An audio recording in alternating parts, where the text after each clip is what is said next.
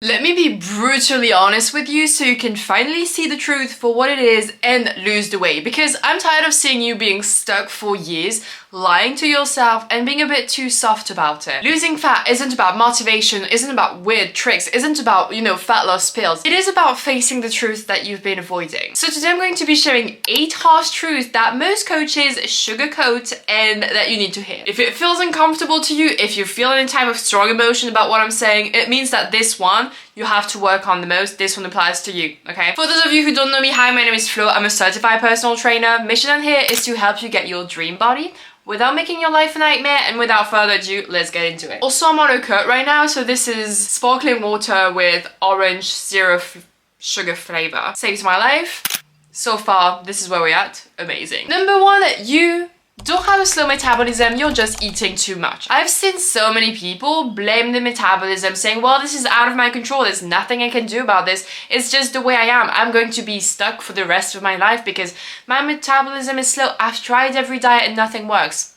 Girl, I was watching this documentary the other day, and basically this woman was like saying exactly that, my metabolism is slow, and they did some research and some tests on her to figure out, okay, is that true? So they, had her breathe into an oxygen thing 12 hours after eating just to figure out the metabolism. Turns out she had a normal metabolism.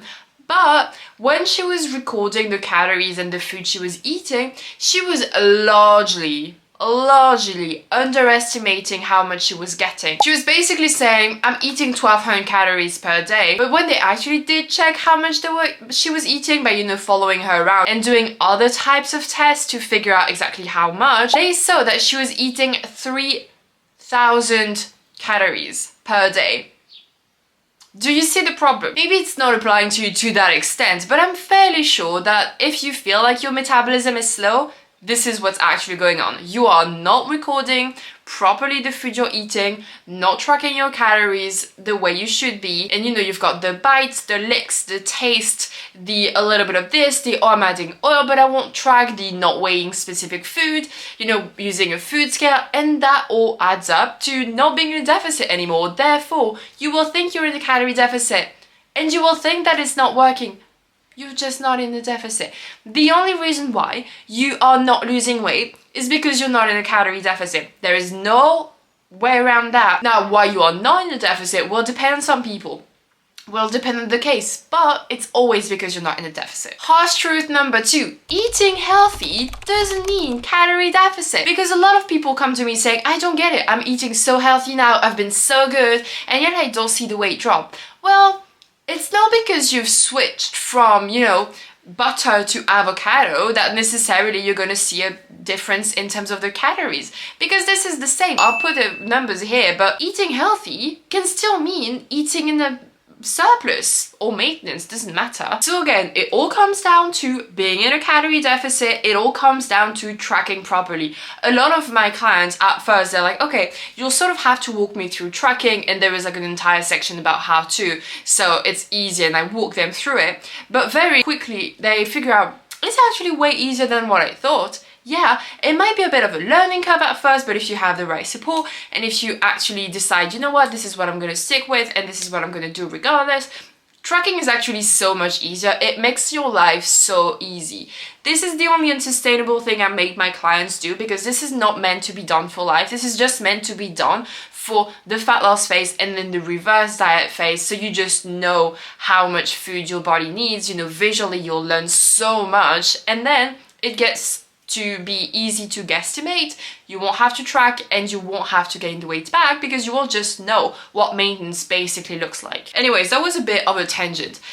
Harsh truth number 3, you are not stuck. You are just inconsistent. If you do very good with your workouts and maybe very good with your nutrition for the first 3 days, and then after that, sometimes you track a little bit, like maybe breakfast and lunch, and then you stop tracking, you don't track all your snacks, or you're kind of don't feel like doing the workouts, so you stop doing the workouts. I mean, does it need more explanation? If you're not consistent, you're not going to see results. Your body needs consistency. Your body needs a few weeks of you doing the same things in order to finally see changes and see results, okay? You can't just expect that 3 days of being perfect and then the rest of being kind of half-assing the full thing. It's not gonna work. You're literally self-sabotaging yourself by not being precise and by not trying to be accurate and by not being consistent. Now, I know what you're gonna say, and that's gonna move us to the fourth truth, which is, oh, but I like discipline. No, you don't. You just have discipline targeted in the wrong area. Because, for example, scrolling on your phone for hours does require a certain amount of discipline, because that means you're going to be stuck doing the same thing for hours on end. I'm not saying that I don't do it, because I certainly do, but that means that you're very disciplined, and every single day when you wake up and you do the same thing, you follow the same path, and then you brush your teeth, and then all of that, it is also a lot of discipline, because you're very consistent, and consistency then, with what you've been doing day in and day out. So you are already disciplined, just not for the things that matter to you.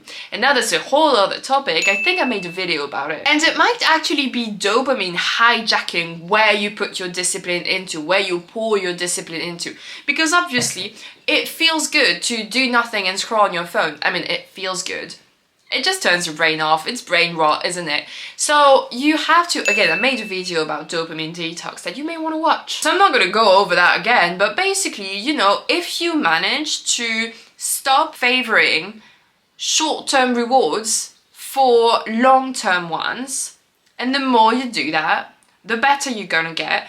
And on top of that, if you can reduce what gives you quick dopamine hit, you will get better as well. So that means, you know, first hour of the day, no phone. Last hour of the day, no phone. Trying to avoid scrolling, set limits on your phone. I'm just saying that this is where most of my dopamine would come from. So probably is the same for you. Point being, watch the dopamine video and watch the consistency video. You don't like discipline. It's just discipline, not where you want it to be. Now, speaking of that, and that's something that one of my clients told me and really like hit me, because she was like, just before joining, she said something that sort of ties with, you know, the whole discipline area. She said, at first, I thought that self-love was about, you know, if I didn't feel like doing it, it's fine, I don't have to push myself, and it's okay if I want to eat more, it's okay if I don't want to, if I want to, you know, scroll on social and not sleep, or it's okay if I want to do this or not do that. And then she said, I realized that self-love is actually being disciplined enough to push through even if I don't feel like it, because I want to get to my goals. And that was amazing. So she's getting amazing results. We're working on binging right now. She's binge free. She's had the switch, so I'm so proud of her. Again, if you're someone who's struggling with binge eating or just wants to lose weight the sustainable way without making your life a nightmare, you can book a free call with me down below. Point being, it is so true. One harsh truth, and I think we're like 5 years now, self-love is discipline. It's not being like allowing yourself to be lazy. There is what's the word? There is a fine line, and actually it's something I talked to one of my past clients about it. I'll try to put the text she wrote me here about it after our conversation. She really liked that. There is a fine line between being lazy and between being flexible. Most of the time, you're being lazy. Self-love isn't about punishment, right? But you have to ask yourself, if self-love to you right now is being okay with skipping your workouts, you may want to ask if this is actually aligned with your values, because chances are it's not. If you feel like it's okay and it's loving yourself, I strongly disagree. And that sort of gets you into the next point, which is breaking promises to yourself leads to not trusting yourself, leads to not making sustainable changes. Because each time you quit because you're not perfect, or you allow yourself to break promises saying, I'm gonna work out, and then the day comes and you're like, nah, I don't really feel like it. Your brain is gonna realize she is very not trustworthy. I cannot trust her words. Therefore, this is what will just get printed in your brain, carved in your brain, drilled into your brain. The more you prove to yourself that you can't do things that you say you're gonna do, the more your brain's gonna be like, okay, It doesn't matter that we say we're going to do it. We don't. And so every time you start again, you're still not going to do it. You're still going to, quit at some point. So that means that your brain stopped trusting you. And even if you have good intention, it's not going to stick. So what you first have to do is start small. Say, okay, I'm not trusting myself right now, so I have to start with something I can realistically do. So instead of saying I'm going to work out 6 times per week, start with 2. Instead of saying I'm going to go for like 2-hour long run, knowing full well that you will never stick to that, start with I'm going to go for a 15-minute walk and start from there. That will start building against self-trust. It's not the end of the world, and it doesn't mean, even if now your brain doesn't trust you, doesn't mean that it will never ever trust you again. What it means is that it needs proofs. It needs proofs that you've changed and that you're different and that you're actually trustworthy. And that will build a virtuous cycle of you have the goal and you say you're going to do something and you actually show up and you do it. So your brain's going to be like, she's actually following her words. So it will become part of your identity and you will just get better and better. And that's self-efficacy anyways, and the Galata effect. But I really don't want to get into that. It's just basically believing that you're going to follow through on your words. It's a muscle. You train that. Now let's move on to another truth that I've said a little bit before, but that I need to keep on saying, and that is really linked to what I was just talking about, which is belief and identity. If your mind stays unfit, you will never have a fit body. You will never maintain a fit body if your mind is not fit. What do I mean by that? Well, if you say, I'm going to do things, and actions, but with an unfit mind, the moment you get the smallest inconvenience, you're going to revert back to the old self who is unfit. The moment it rains, you're going to skip the gym. The moment you have temptation, you're going to eat the cookie and then the whole box, because well, might as well. So you have to start realizing that it all comes from within, okay? So you have to start building something within, building the identity within. It literally starts with the intention. You don't have to change much as to what you're doing. You just have to do it with the right intention and the right, I don't want to say affirmations because I'm not a big affirmations girl, but you can go to the gym and say, I'm a gym girl, so I go to the gym when you go to the gym.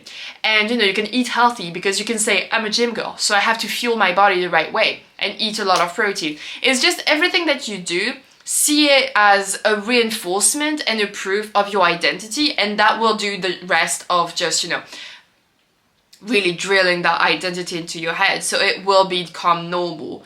But that means we're moving on to the last truth. You will always gain the weight back if you feel like there is an old lifestyle to go back to, if you go back to your old identity. That's why it has to be identity, it has to be lifestyle, because otherwise, you'll get back to where you were at square one, if not like square minus 40 or whatever, because you always gain more when you gain the weight back. So what that means is there is no old lifestyle to get back to. There is only what you're building now. If you are not willing to do it way beyond the weight loss phase, that means that you're gonna gain the weight back, because your current body right now, okay, is a reflection of your habits for the past 3-6 months, okay, even a year. So if you change your habits after you've lost the weight, slowly, maybe not, you will gain the weight back, because in 3-6 months of you getting back to your old lifestyle, you're gonna gain back the old body, because it will be a reflection of your old habits. Hence why I keep saying you have to make this a lifestyle. There is no old lifestyle to go back to. It has to be your identity. You have to be willing to do whatever you're doing right now way beyond you've lost the weight. Of course you'll eat a bit more, but that's the only thing that will change. You will still work out, you will still eat healthy, drink your water, sleep enough, manage your stress, the stuff that actually matter. You will still have to do that if you want to maintain the body that you have.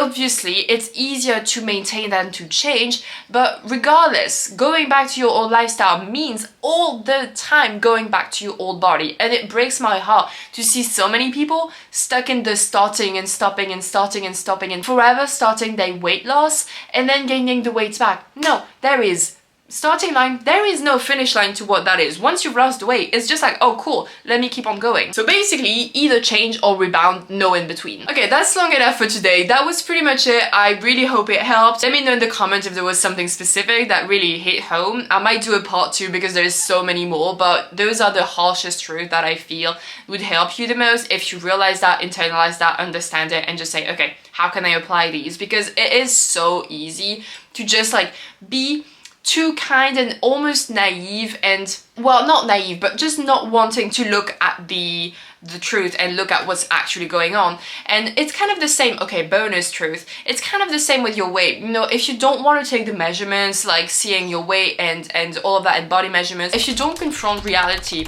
you will never change. And that's almost if you feel the scale right now, very often you actually just need to toughen up and confront it. And that's what happened for me. I just didn't want at first to look at the weight. I was like, it's fine, I'm feeling a bit bigger, but surely I'm okay. Some of my clothes started to not fit. If I had started before, if I had confronted myself with the weight way before, I would have stopped before getting closer to the 80 kilos. Now I'm back to almost 70, I'm at 71 today, so I'm really happy about it.